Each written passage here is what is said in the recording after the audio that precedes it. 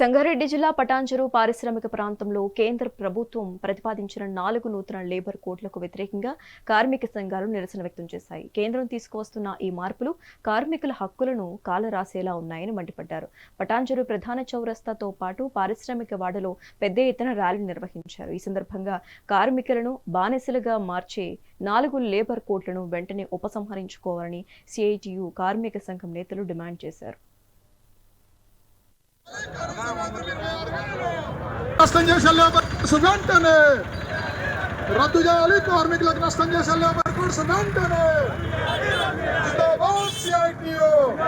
మోడీ, నువ్వు పుట్టక ముందు, నీ బాబు పుట్టక ముందు మా పూర్వీకులు సాధించుకున్న చట్టాలని రద్దు చేసేటువంటి అధికారం నీకు లేదు అని చెప్పేసి ఇవాళ మనం మాట్లాడాల్సిన. ఎందుకని నరేంద్ర మోడీ 2019లో తెచ్చాడు ఈ చట్టాలు. ఈ చట్టాలను రద్దు చేసి ముందు వేజ్ కోడ్ తీసుకొచ్చాడు. ఇప్పుడు ఏ సంవత్సరం 2026 రేపు ఏప్రిల్ 1 నుంచి అమలు చేస్తాడట. మొన్న అంటే ఏప్రిల్ 1 అంటే జనరల్గా ఎవరన్నా ఉదయమే మనం ట్రీట్ చేసి అరే అది అయిపోయిందని చెప్పేసి అంటే అవునా అని చెప్పేసి అంటే ఏం కంగారు పడకలే, ఏప్రిల్ ఫుల్ చేద్దామని చెప్పేసి చేశాను. ఇవాళ ఈరోజు శ్రమ చేసే వాళ్ళది కాదంట. మేము శ్రమతోసి శ్రమ చేయకపోతే నువ్వు కాలు వేసి కాలు కొట్టావు బిడ్డ అని చెప్పేసి ఇవాళ హెచ్చరిక చేస్తా ఉన్నాం.